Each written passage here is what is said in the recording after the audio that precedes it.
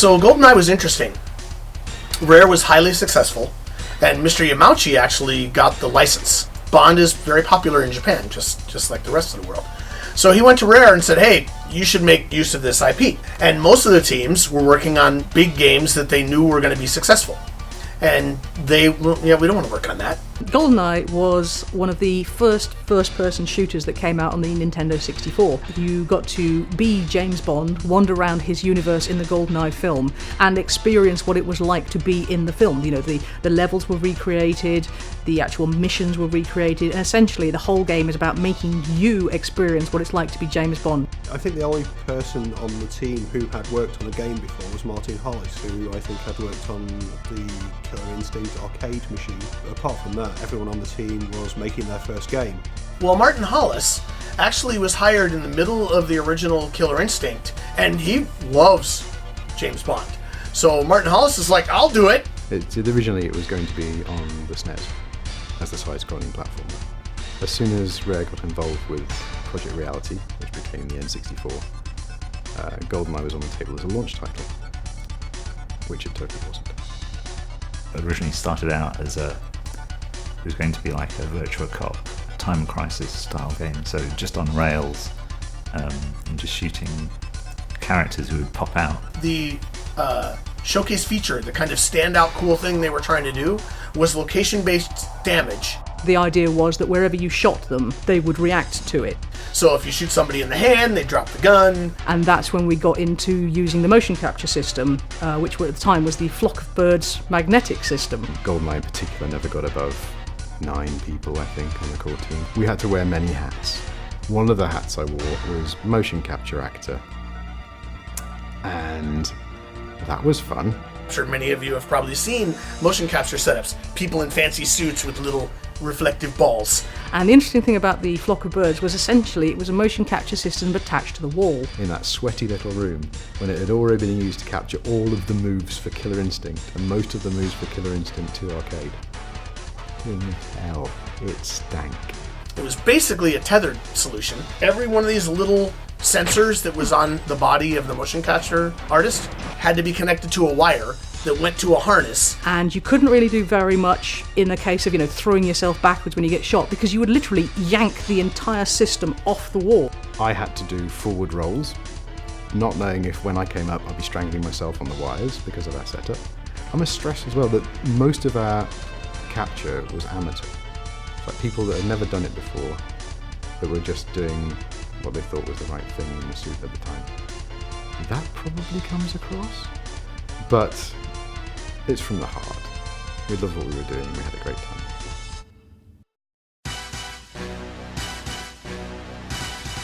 I'm going over to Rare a lot, and I start meeting with Martin. He's like, hey, I want to show you what we're working on. First time I saw it, I'm like, this needs to be a first-person shooter. No, we don't have much time. We're going to make this Virtua Cop thing. Here, look at our cool animations. Those animations are great. This should be a first-person shooter. So when it was first shown in Japan, it wasn't on-rail shooter, but I think it was only shown as a short video clip. So they make this video of their first prototype, and it gets shown at Shoshinkai, the Japanese Nintendo Space World convention, where they debuted the Nintendo 64 in Japan. And in that, there's a debut video for Goldeneye. People couldn't actually tell what sort of game it was. The whole world is like, a first-person shooter, that's incredible! Even back then, so the aiming, you could aim like all over the screen, as though you had a light gun or something like that. I get a call right when I get back to America. Martin's like, can you come over and talk about the first-person shooter stuff? Because, yeah, people think it's a first-person shooter, and we've been talking about it. Like, yeah. I just remember talking about it with Martin one time, and he was saying, should we make it so you can move around freely? Yeah, and it just seemed like a really good idea to do. I mean, we'd obviously been playing loads of Doom. So they brought me back over and we built this little prototype of what it would be like to actually move your character instead of just aim and shoot. I'd solved strafing, aiming, leaning, all that stuff was in the first prototype. Once they got it working, they decided, okay, we're making a first-person shooter. To do that with just in a proper 3D environment with 3D polygonal graphics and 3D characters just seemed like a really good thing to do.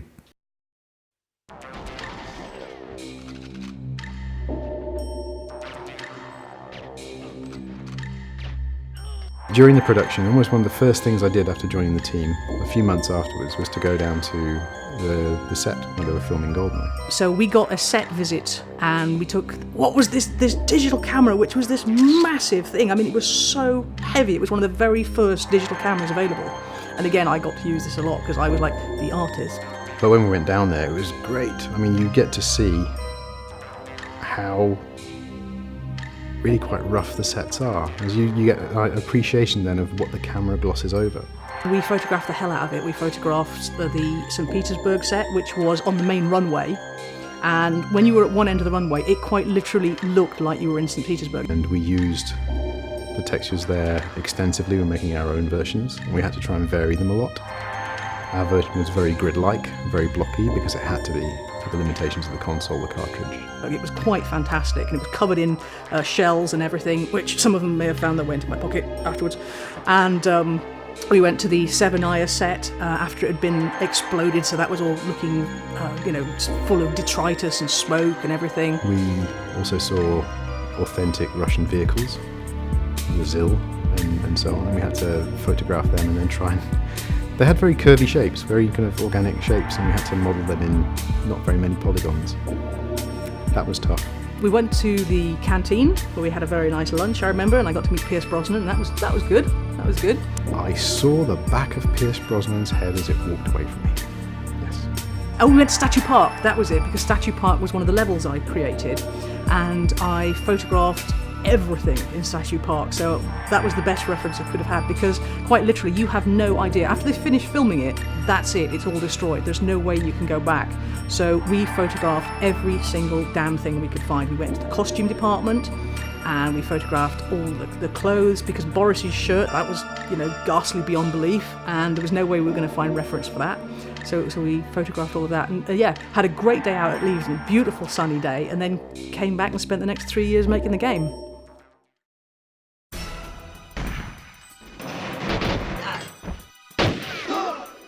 Goldeneye, I worked on sound and music, didn't have any speech in that game.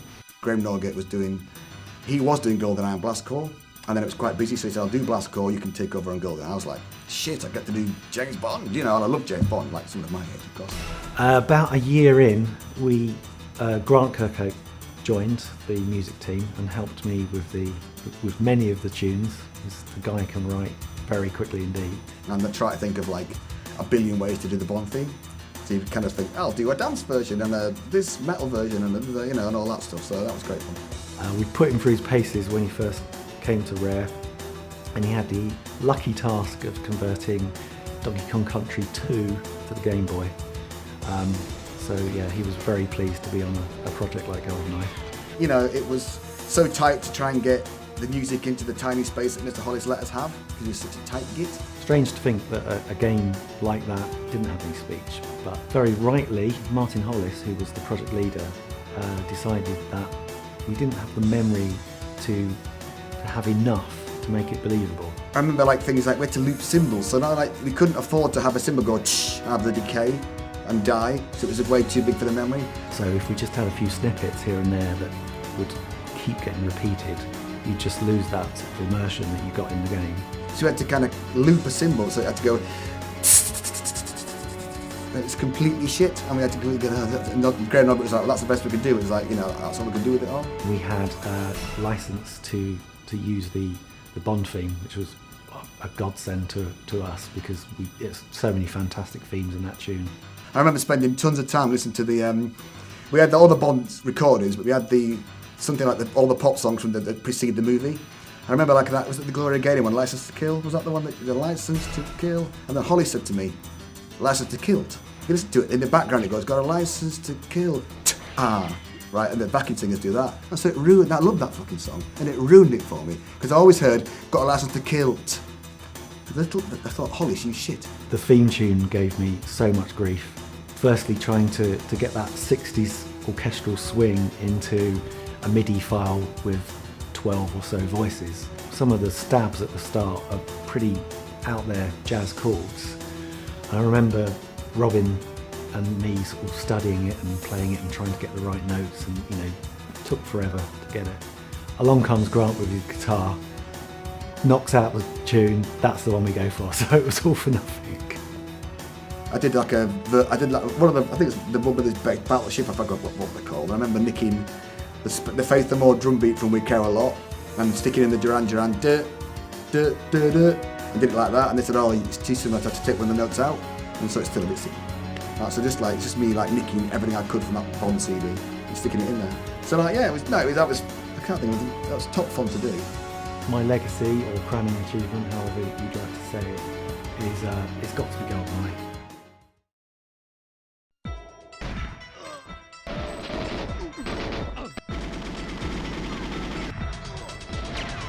In Goldeneye, all the people who worked on it ended up as guards and so forth. You know, all their faces are being used, especially Dr. Doak, because when Dave joined the team, it was like, oh, we've got a doctor. So Dave would set up a lot of the objectives. He would then create the storyline around those objectives. And Dave, being a doctor of biochemistry, became Dr. Doak. We were under some pressure not to actually call him Dr. Doak. I think they said we should call him Dr. Dost or something like that. But no, we stuck to our guns because Dave was a natural doctor. Suddenly we end up with a character called Dr. Doak with his face, and he's the only one who's got a named character that turns up as Dr. Doak. We looked around at the studio and it was like, yes, we've got a source here that all we have to do is take photographs of everybody's head. The rest of us just turn up randomly. There's always 4 heads that turn up. There's everybody on the team, there's Tim and Chris's son are in there, we've got random plumbers, we've got people that were in the technical department. We tried to use the publicity shots of the actors to generate the face maps for the heads, but we need very specific shots for that to make the job easier.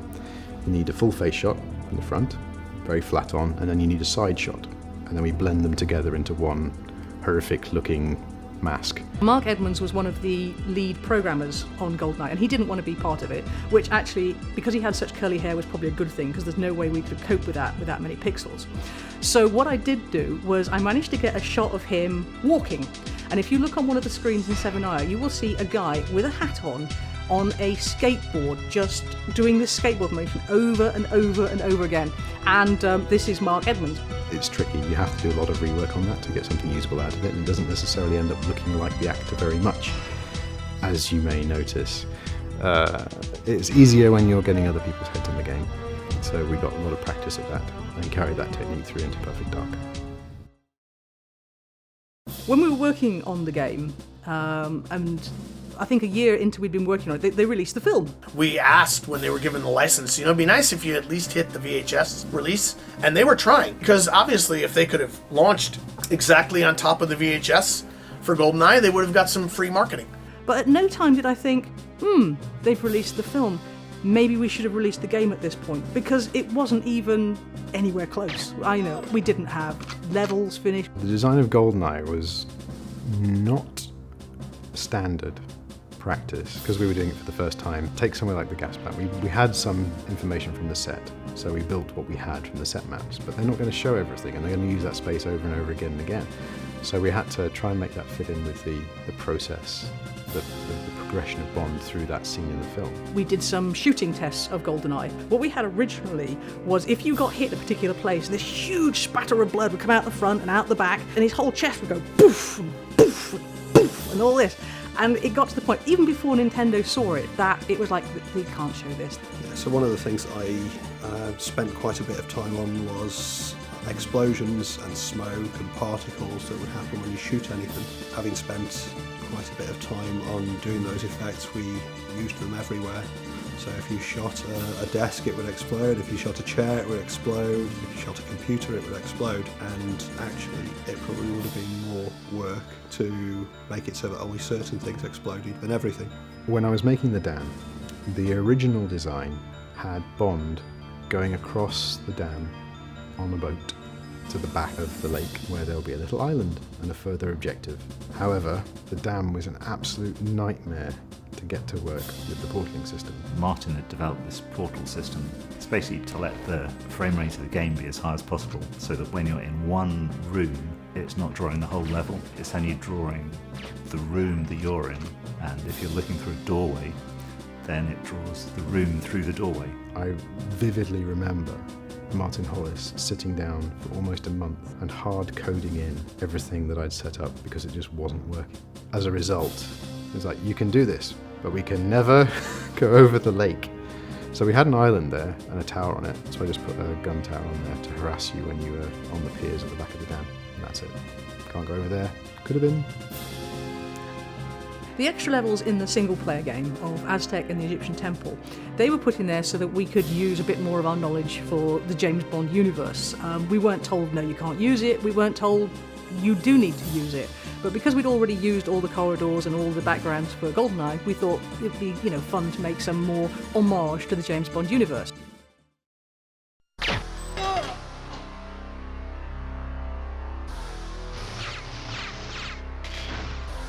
Until quite near the end of the game, we had real names of guns, and at some point, I guess the lawyers came and said, you can't do that, you've got to change them all.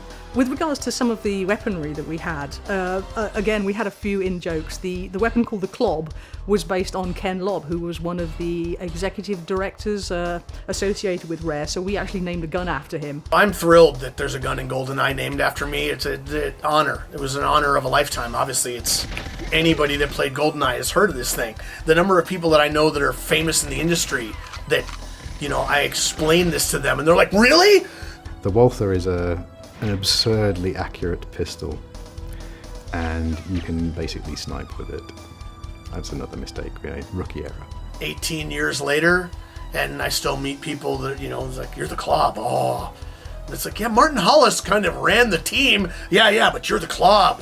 So the judo chop came about because we had to model the hand, and this is the hand that's on the gun, because we couldn't do a fist very easily, because then we had to fold the fingers around and so on. But straightening the fingers out, by contrast, was kind of easy.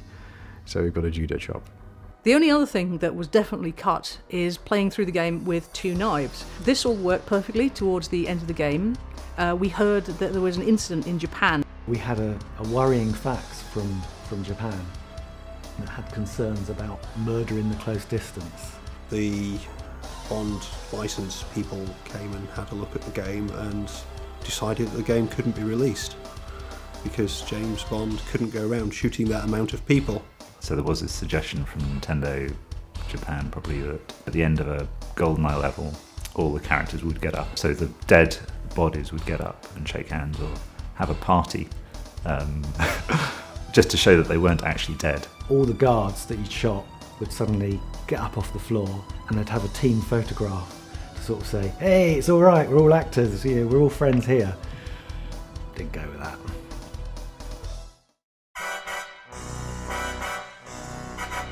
For people that pay attention to the industry, in Japan, a lot of people don't play with a group of people in their house. Nintendo wanted 2 controller ports. We wanted 4 controller ports. They kept telling us how much this was going to cost.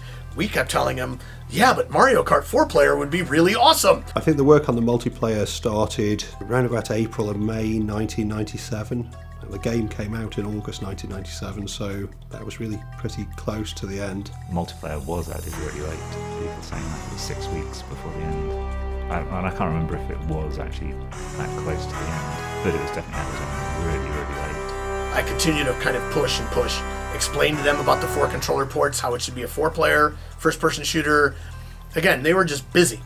Single-player work was done by that time, and it was just in testing and tweaking and balancing of the levels. And alongside that, it seemed like there was an opportunity to try and find out whether we could get multiplayer to work at all. So I secretly got on with working on that without the management of Rare knowing about it. It's one of those moments in time, it's literally photographic, burned into my memory. I can still he drags me into the room, I'm following Martin, sitting on the conference table is an N64 with a prototype cartridge and 4 controllers. We got to a stage where it was clearly fun. It was clearly going to be an interesting thing to pursue. So what we did is that every night the whole team would have a session where we played together for a couple of hours and just made notes on what was good, what was bad. So we sit down, we play like 15 minutes of first-person shooter, 4-player split-screen GoldenEye, and I'm like, this is incredible, it's awesome! And they're like, we want to delay the game 6 months. There was never really any plan, any even short-term plan of we're going to do this, then this, then this. It was purely reactive to our play sessions and doing whatever seemed like it was going to work best to make a fun experience. You want to what? We're already 8 months late. But I'm like, this is too fun. Let me add it. Anyway, he said, "You're not doing multiplayer mode, are you?" He said, "Of course we're not doing a multiplayer mode." So we did a multiplayer mode. Because it was being added at such a late stage, all of the motion capture for the game had already been done. One thing that we didn't have was a load of animations for the player, which you would not normally see when you were playing the game from a first-person point of view. I became the person that made all the characters, did all the rigging for the characters, and eventually did all the animation for the characters as well. But now you were able to see the other players running around, and they could do all of the things that you could do in a first-person point of view. So, for example, they could run around crouched. So we didn't have an animation for that. All we had was a static crouching animation. When you run around crouched in multiplayer, or when other players run around crouched, you will just see them sliding around on their knees. We got to pick 4 more villains. And I say we, I randomly decided to pick 4 villains that I really liked. So that's where you got Mayday, Baron Samedi, Jaws and Oddjob. I picked Mayday because she was about the only really cool female character in the James Bond universe at that point. So I picked her and 3 other ones that were really fun to make. And of course, Oddjob is now famous for being the smallest character in video games, and you get sort of like told off if you play as Oddjob because you can't see him half the time. But he was built because he was cool. Just the way that you played that made it very, very different than Doom or Quake. The fact that you had weapons beyond just guns. So my personal favorite loadout is Remote Mine, and if we play in the complex, I win a lot. Our testers loved it. That's a good sign. NOA testers loved it. Better sign. There's quite a different experience with playing in the same room and being able to, elbow the person next to you as they've shot you in the face. It wouldn't have sold anywhere near as much without the multiplayer.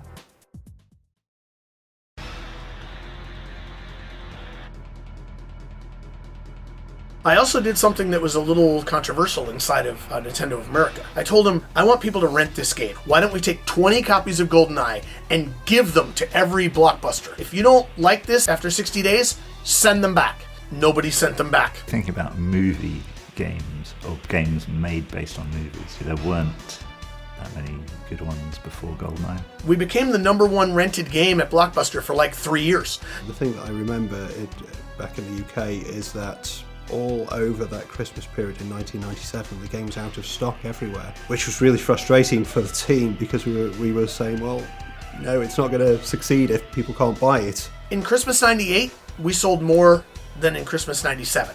And it gets more crazy because in Christmas 99, we sold more than 98 and 97 combined. After we finished doing the game, we got invited to E3 at Atlanta, and one evening we were told to go to a presentation at the Academy of Interactive Arts and Sciences. This is like the Academy of Motion Picture Arts and Sciences, which essentially do the Oscars. So we all went to this evening event and basically won 7 Oscars that night. If you were looking at it in context with a load of other games for the time, I would hope that you would see that it was ahead of its time in a lot of ways. Especially the way it related to being stealthy, that I also don't think have been matched in any game since. I hate stealth gameplay. I love GoldenEye. What's the difference? You don't have to be stealthy. It's stealth by choice. If any one of that team had not been there, it would have been a lesser game for it. It's been 17 years, and at least 3 times a week people still ask me about it, or will write to me and say, oh, I love that game, that's my childhood. That's the reason I flunked uni, because I was playing that game with my friends. I also saw there was a Q&A with Sean Bean, and he said that he had played it and thought it was wonderful. That warmed my heart. That's lovely to hear. I believe, honestly, GoldenEye, one of the best games ever made. Worldwide sales on the N64, just by a fraction. #1 game, Mario Kart. #2, GoldenEye. Outsold Mario 64. Outsold everything else. Again, super proud and respectful for the people that 14 hours a day for 2 years to build GoldenEye. That was an amazing team. They did great work.